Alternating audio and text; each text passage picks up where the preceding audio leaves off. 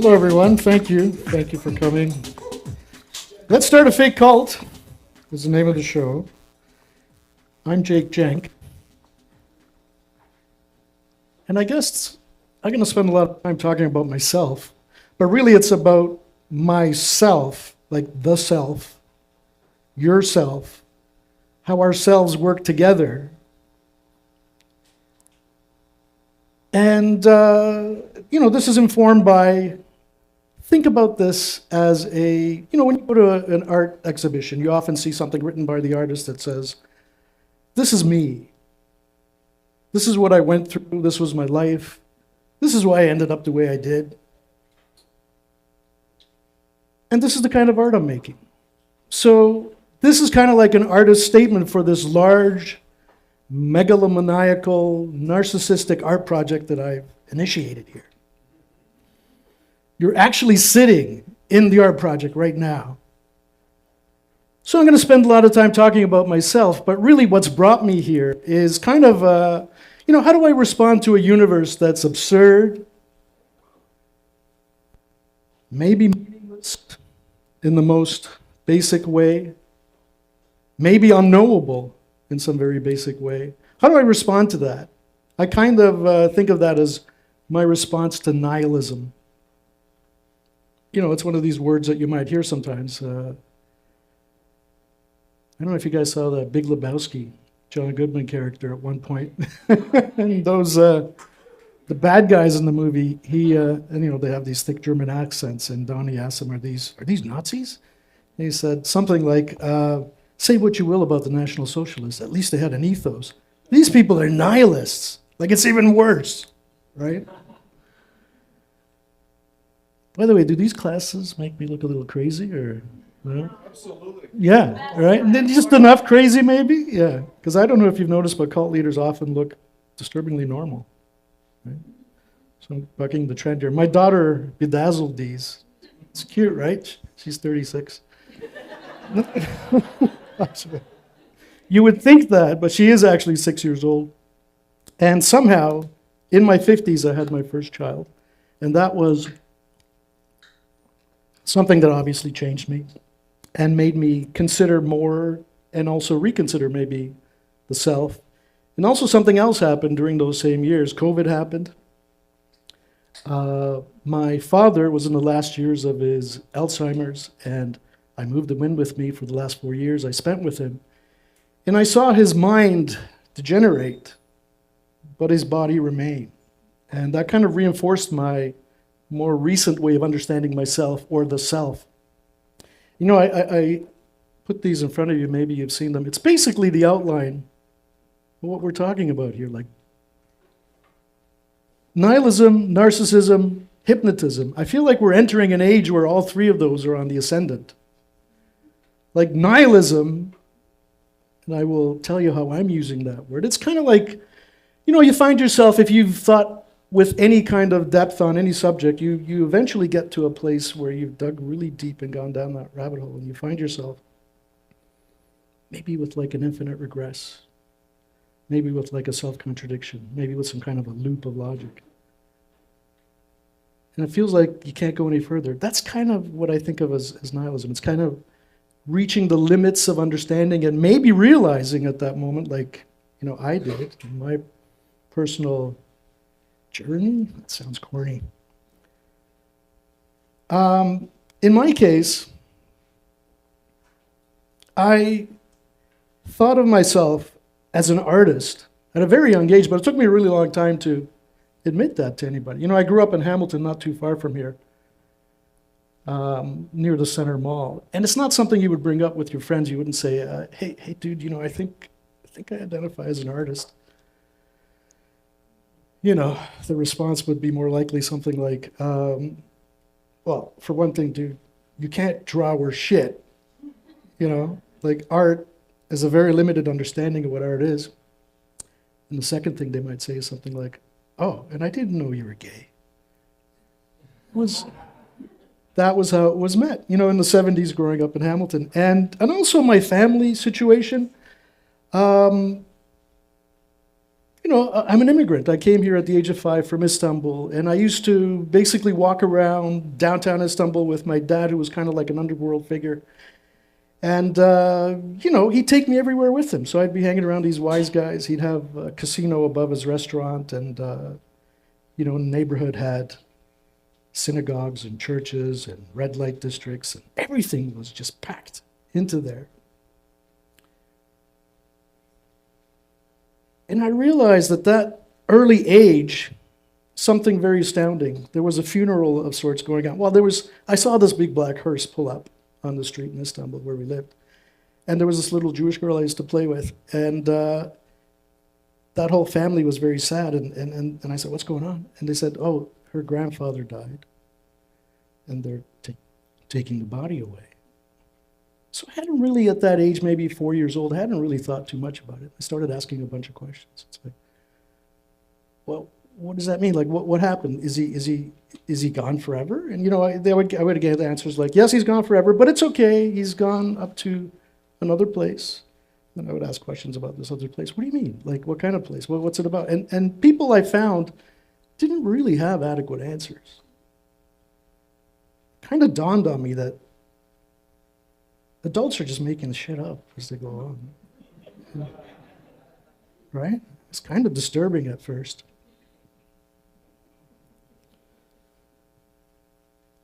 So I've been on kind of I guess what you could call it is a lifelong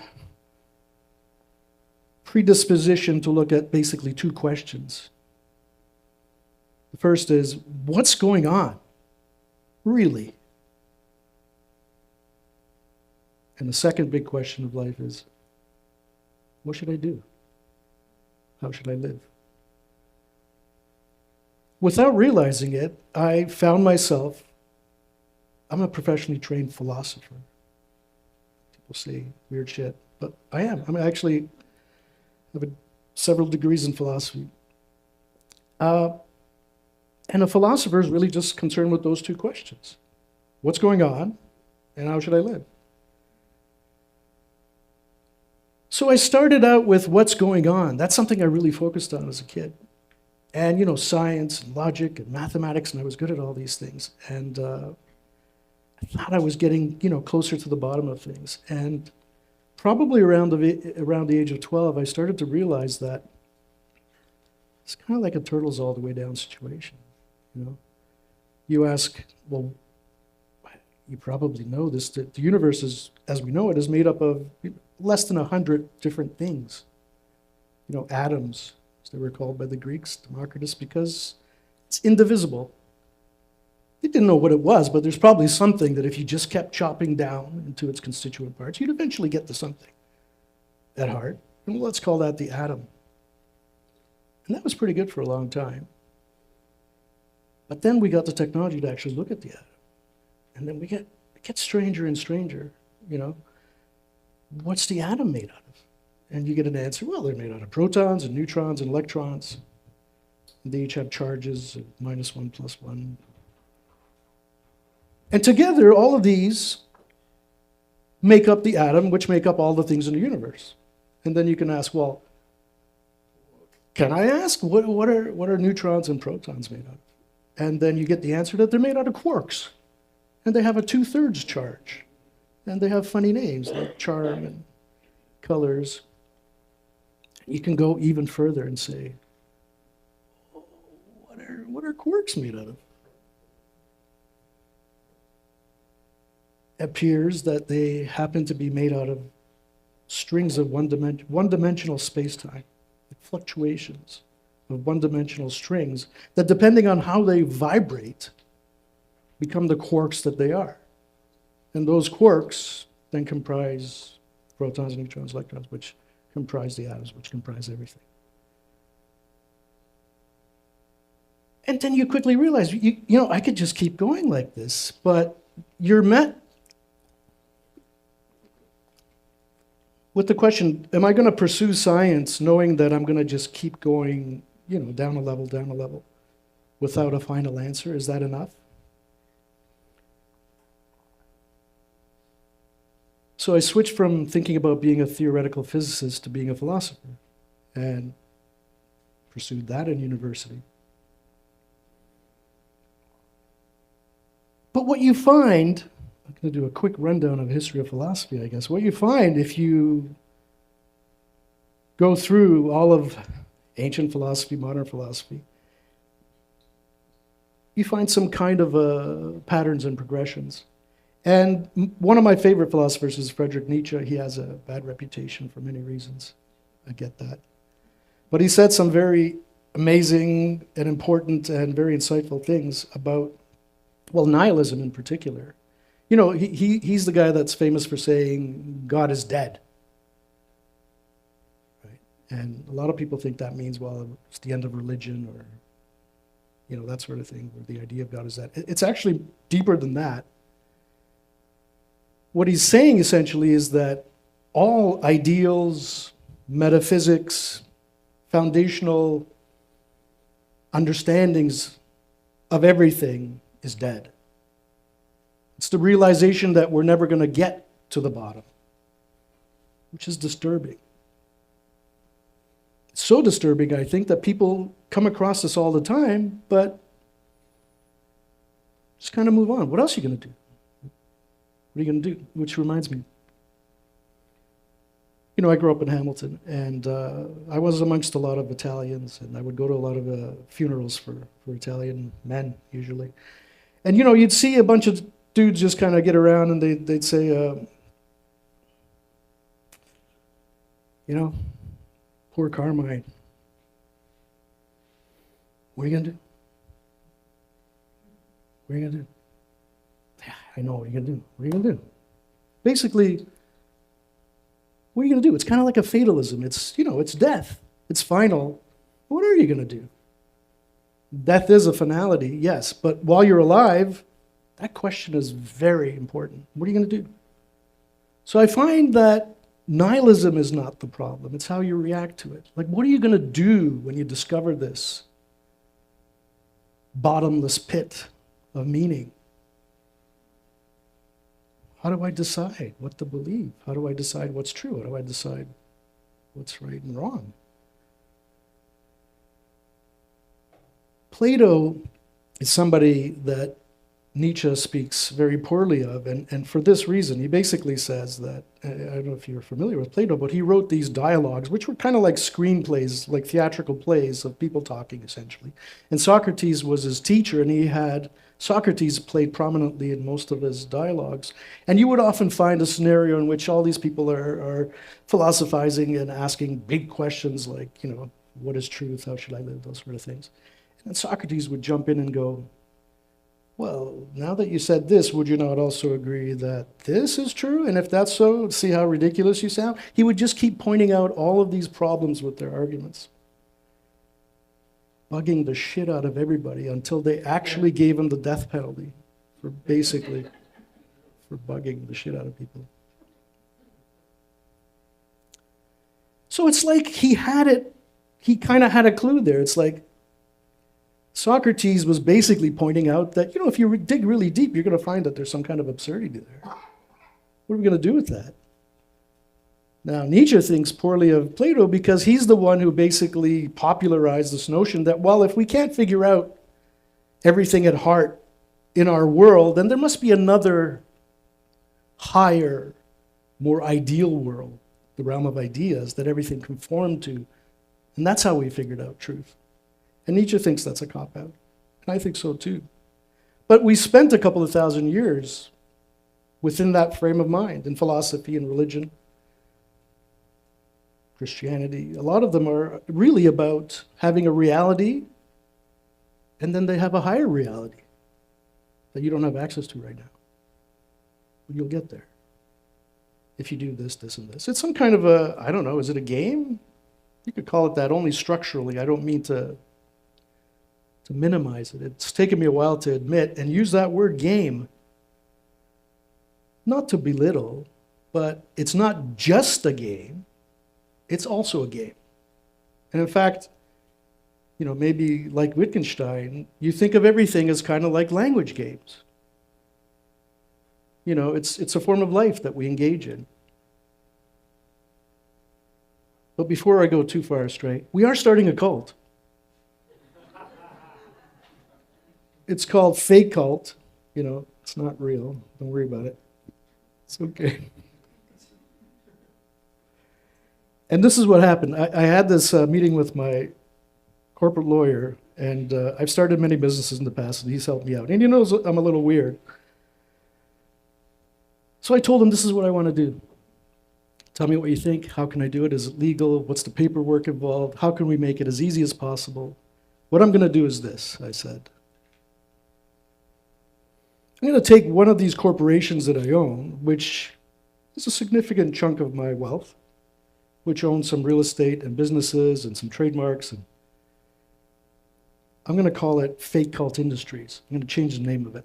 And that corporation actually owns this building, all 4 levels, and collects rent from them and makes money.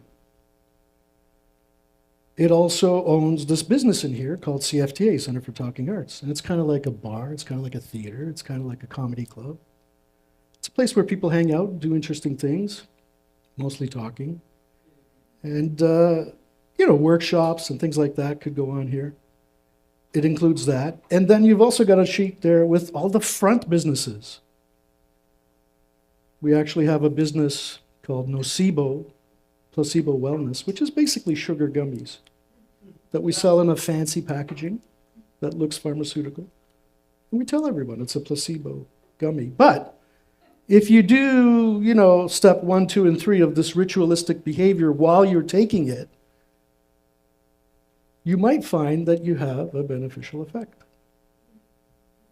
And that's been proven. Everybody knows the placebo effect right now, right? It's, when they used to do tests with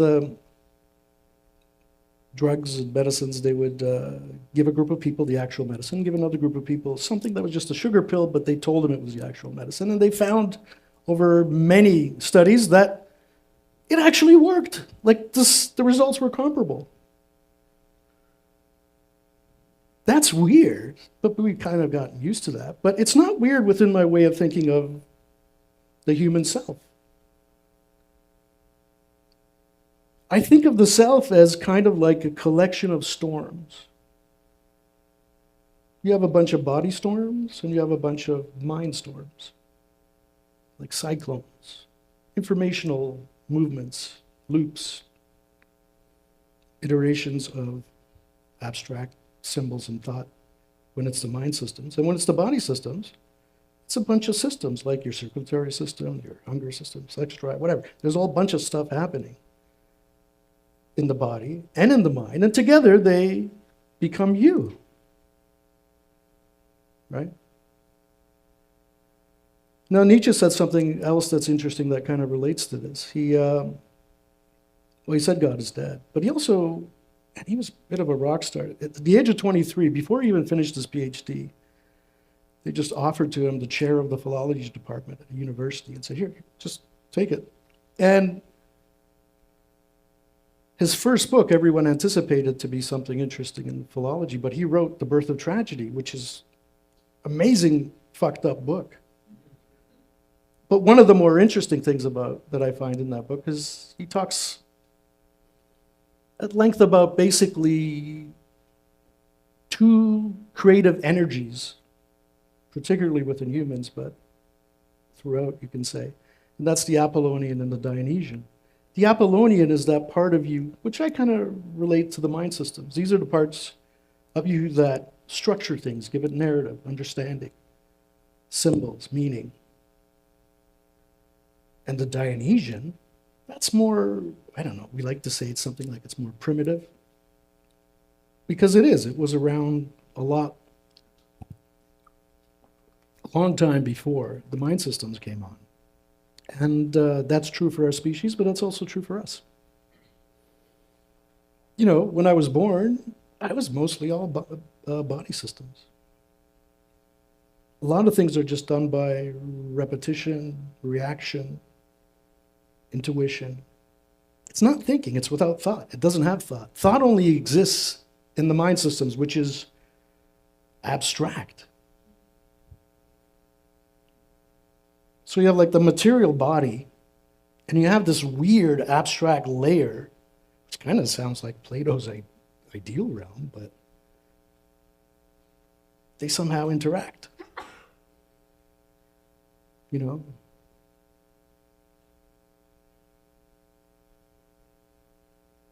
Now, they interact, and together we call it the self, the human. That's the level that we like to focus on. And ever since the Enlightenment project has really gotten it off the ground, like people used to think of not so much as an individual. Like you can just tell from, you know, blame and praise.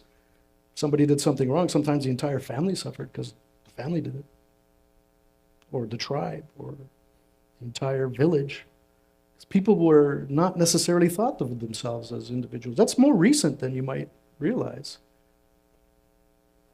But what Nietzsche would say, I guess, is that, and I would agree, that if you start off with the Enlightenment project, breaking everything down into its constituent parts so that you can understand them, rebuild them back together, that's going to eventually lead you to nihilism. You're eventually going to find that there's some kind of a limit that you hit against.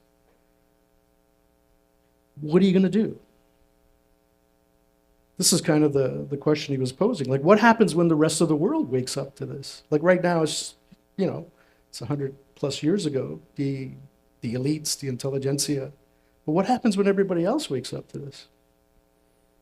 And he did say that he was about a century ahead of his time. And it turned out to be true. This is the kind of thing that I think a lot of people are waking up to. And it's troubling them.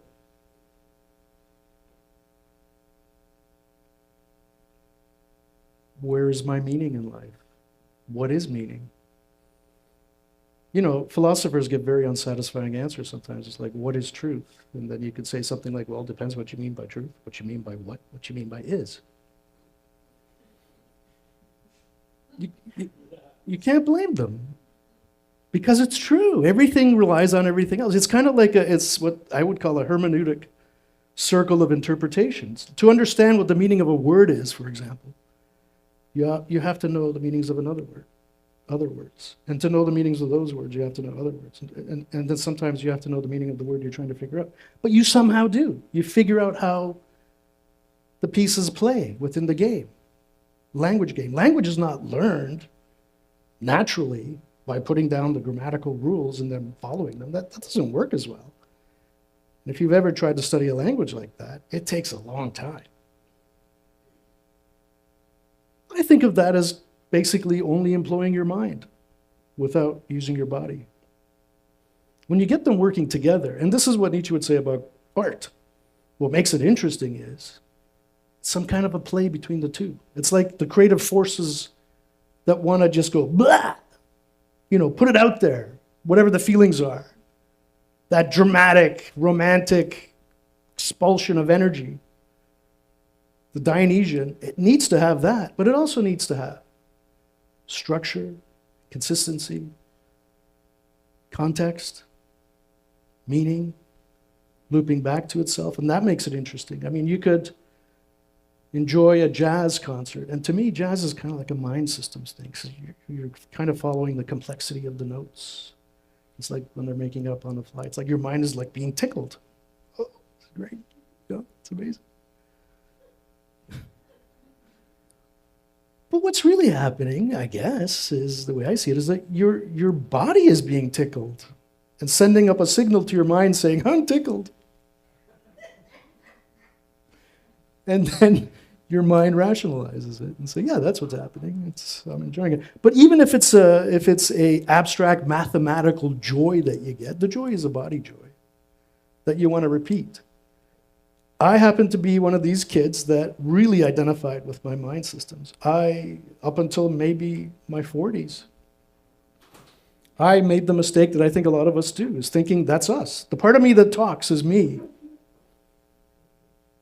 But I discovered through a lot of philosophy, but a lot of psychedelics as well. Something else going on. By the way, I think I've got the drug cocktail right tonight. But for me, the drugs are basically weed and sometimes caffeine. I think I've got them both right. I've done this twice before, and this feels a little bit more balanced.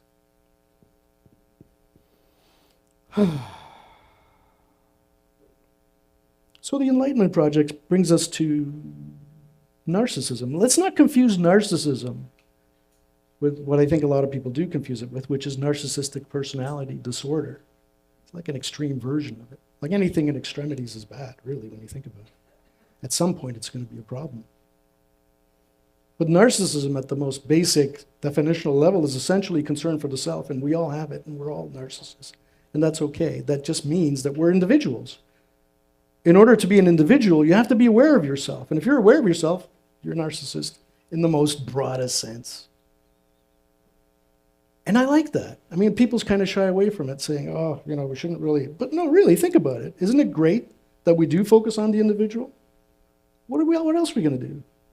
Go back to the family and the tribe and collective punishment? I don't know. That doesn't sound like a good idea. So I'm an artist. I didn't admit it to the world. It took me a long time to come out as an artist. And I had to wait until my father passed away, which he did last year, to be able to do this. Because he would have thought of it as bullshit. And that's okay. I love the guy, but to him, it was business. He was a businessman. His dad was a businessman. And I just kind of had it naturally. And I thought, well, I want to be an artist, but I don't want to be a starving artist. So I'm going to go off and do some business. And I couldn't help it. Like, there's a very early, maybe this encapsulates everything. I remember in grade school, there was a heavily trafficked road that you had to cross to get to the other side, to go to a bakery so that you can buy donuts. Now, a lot of the kids weren't allowed to cross the street. It was dangerous and scary. So what I do is, well, first of all, I go to my shop teacher and say, can I borrow $2? And after lunch, I'm going to bring it back to you with interest. And he'd go along with it. They give me $2. I cross the street, take the risk, bear that risk, cross. And I noticed that donuts, when you buy them back then in the 70s, were like 30 cents each. But if you bought a dozen of them, they ended up averaging about 15 cents each. I take that $2, $1.80, buy the dozen donuts, cross the street, the risk of my life. And then I would sell it to my friends, and I would say, look, you know that donut you can get across the street for 30 cents? It's 25 cents here. And you don't have to cross the street. No brainer. I would sell out immediately. But I would sell out 8 of them, get $2. I'd have 4 donuts left over. I could eat a donut. I could sell the other donuts. I could give it to a couple of the poor kids who can't afford donuts. I go back to my shop teacher, here's your $2, give him a donut, here's your interest. Everybody wins. I win, the shop teacher wins, the students win, the bakery owner wins, because he wasn't going to sell that dozen of donuts. And I thought, wow, this is great. It's kind of like a hacking of the world somehow, to get value out of things. And it's too bad that joy that I got, it took me a long time to actually acknowledge that I liked that. I was kind of embarrassed to be a businessman compared, like, I think of myself as an intellectual or an artist. Like, I'm just doing this until. But I realized that the same creative energy for an artwork is the creation of a business. It's very similar. I love starting a business. I don't necessarily love running a business. So I've tried a lot of different things. Most of them have worked. So I said to my lawyer, okay, I'm going to take this corporation with the front businesses. We're going to run this business. But what I'm going to do is I'm going to give away shares in the business until I've given most of it away in 5 years, and maybe 90% of it in 7 years. I'm just going to give away this corporation that owns actual real estate, actual businesses with actual income. Where's the con? So my lawyer says, Jake, can I ask you a question? Sure. Why? I didn't really have an answer. And I said, but you know what I'm going to do? I'm going to put on a one-man show at Fringe. Try and tackle that question. Maybe I'm lonely. Maybe I'm looking for collaborators.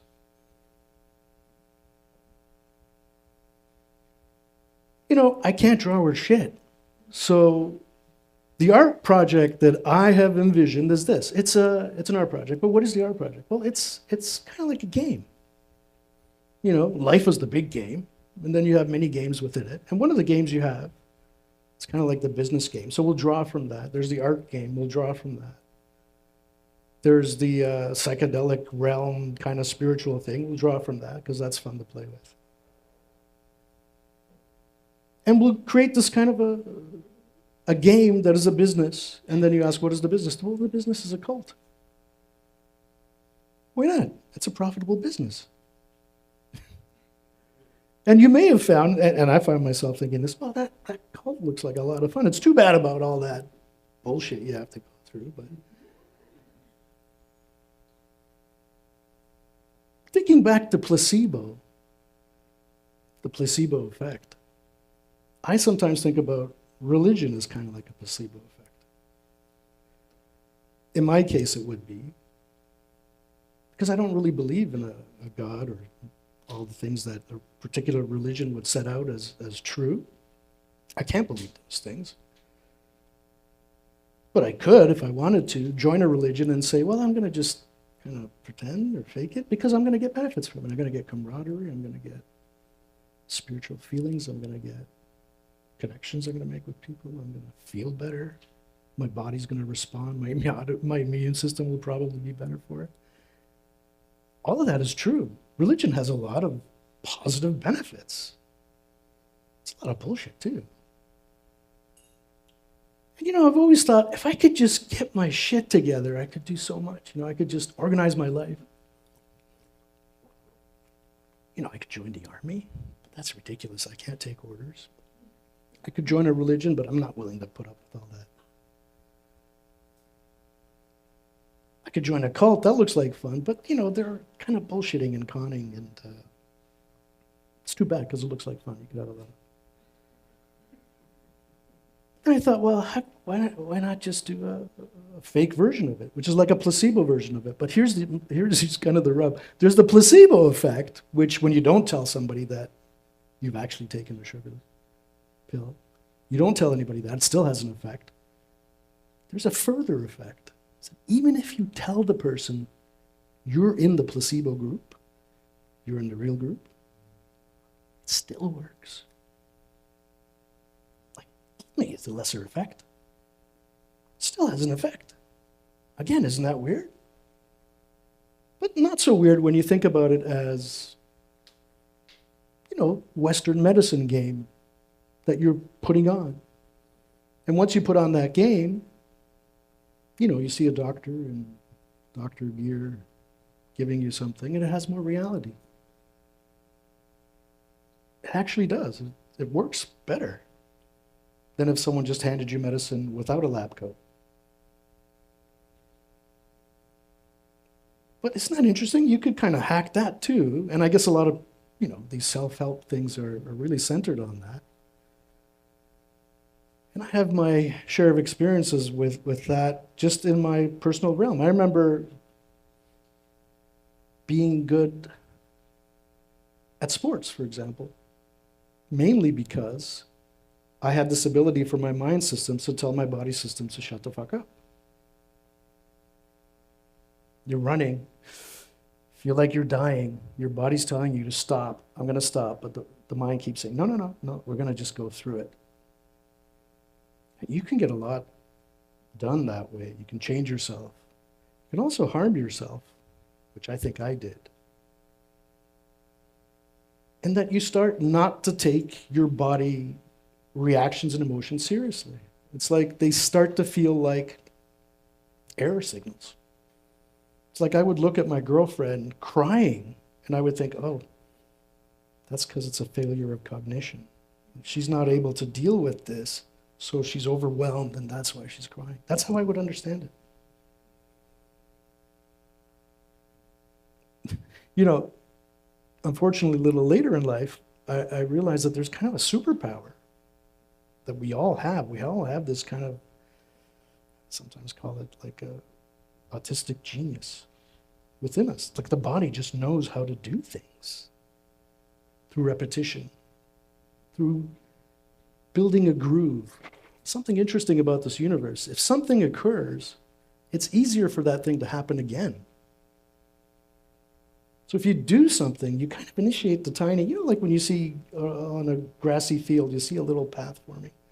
And then the second person will walk along it because there's the slightest, and then it eventually becomes a deep groove and everyone just walks that way because that's a path. That's kind of what's happening with our experiences. You start a groove, you do something.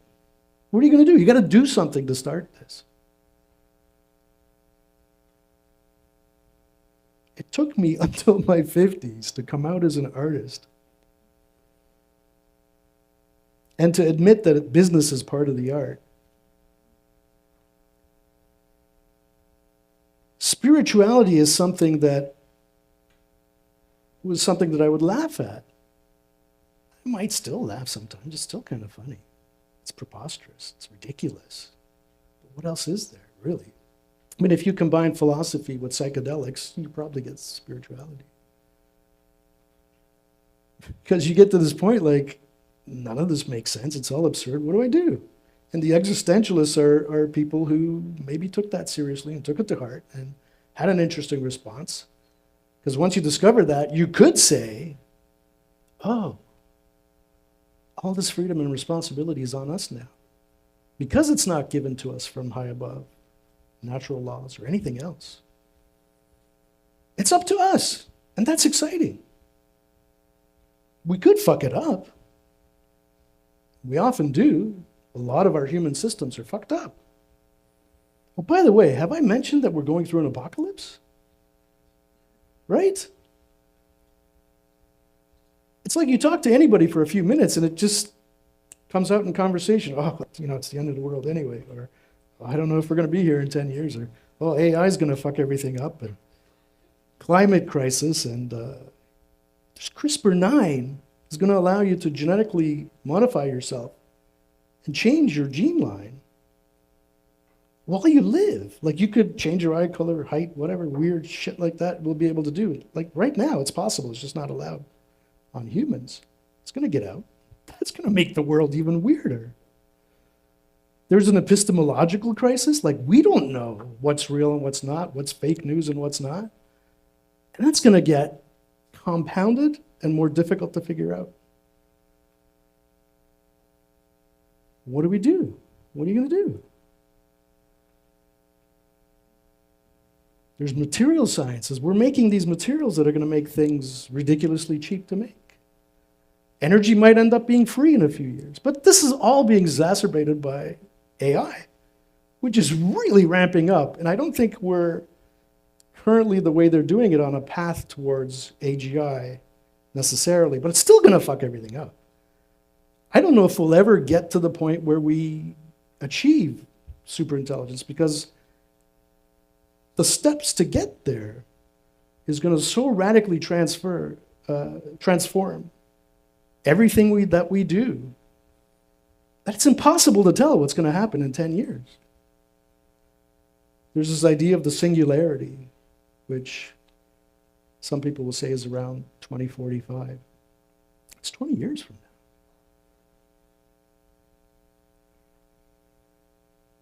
And that, whatever that thing is, whether or not there's a singularity, I don't know. But it's going to be so different. I feel like you got to figure out something to do. And for me, I thought, well, this is an interesting way to do things. We create this group of people. We create a community, which we collaborate to do things, which is fun, which is beneficial to the self, to our community, to the people in the group. And if things go badly, you have a group of people that you've befriended. And this is the thing a lot of people will tell you these days, that a lot of people report not having any friends, which is weird. It used to be a lot more common to have a lot of friends. And it became, not 50, not 20, not 10, not 2. Like I said, some people say I don't have any friends. Without joining a cult or a religion that's going to fuck you up, maybe you join this thing. And how do you participate? Well, and who am I giving these shares to? So I told my lawyer, anytime you take part in anything that we're doing within these businesses, that is, if you're a consumer even, like you buy those gummies or you come for a workshop, your ticket price here, you will collect what I'm calling fake coin. It's not actually a cryptocurrency, it's a fake cryptocurrency. It sounds like a cryptocurrency, but it's not. You're just collecting basically points of participation. And depending on how you participate, whether you're buying something, whether you're working here, whether you're an artist that we collaborate with for fake shit designs. Anybody who participates in these projects accumulates fake coin, which then can be converted into shares in the actual corporation. And this is what we're trying to figure out with the lawyer. How do I give you, let's say you, maybe every quarterly, you got 1,000 fake coin, you want to convert it to shares. How do I give somebody 1,000 shares without triggering all these taxes and weird shit and legal problems and having to sign a lot of papers and documents and getting a lawyer? This is what we're trying to figure out. In fact, if you happen to be a scholar on these legal matters, you could join right now and get a lot of fake coin to figure this out for us. And we have some designers and filmmakers involved. And if you happen to be, for example, an artist of any kind, and you had an idea, let's keep it simple. Let's say there was a skateboard with your art on it.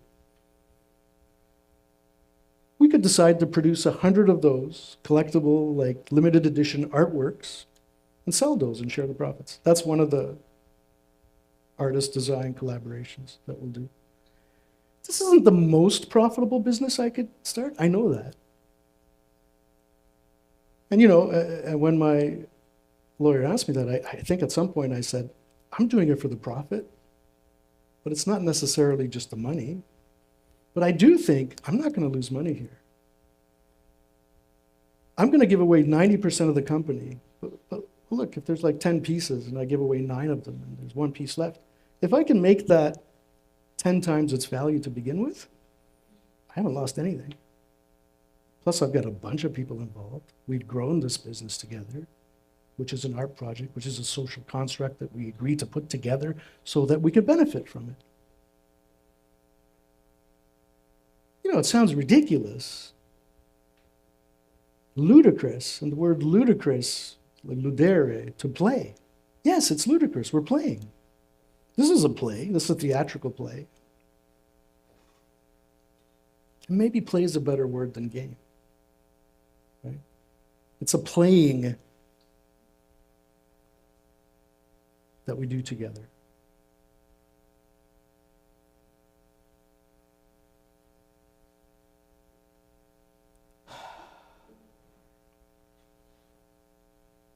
Yeah, so this is the snake eating itself. You know, but I also like to think of it as like a donut. And right at the center is you, the self, because there's nothing there, in some sense. Can't really point to it, but it's there. It's those collections of storms together that somehow have an emergent effect of you just popping into reality and going, oh, I'm here. This is me. Sometimes when you ask people to point to themselves, they go, here I am, or this is from me. If you ask somebody to really think about it, because see, the first question, your body is mostly answering that. Your body does a lot of the reactions automatically, and your mind just steps in later. Your body is saying, oh, this is me, or this is me. But if you ask somebody to think about it for a while, they might say, oh, you know where I am? I'm kind of right here. I'm like between my eyes, I'm kind of behind my eyes. That's the mind system's view of the things. As far as it's concerned, it's me that's talking and looking and figuring shit out and narrativizing everything. But really, your body systems are most of you. That you have to find a way to get working together. I don't know. I guess this is my insight. And I'm not saying that everyone needs to be 50-50. That's not what it's about.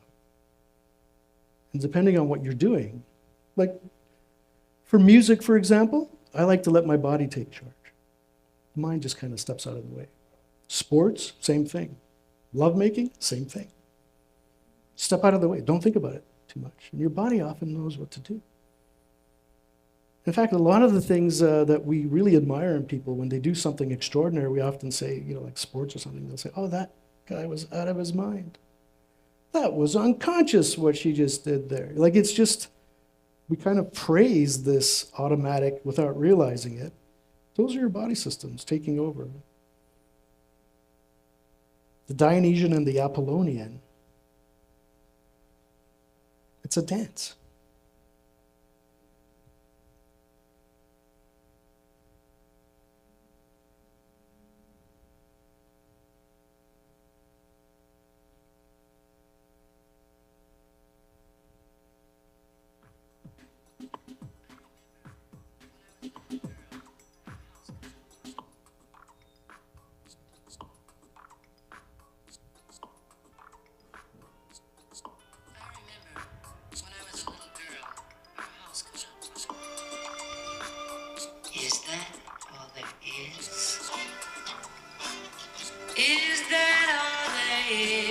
That's all there is.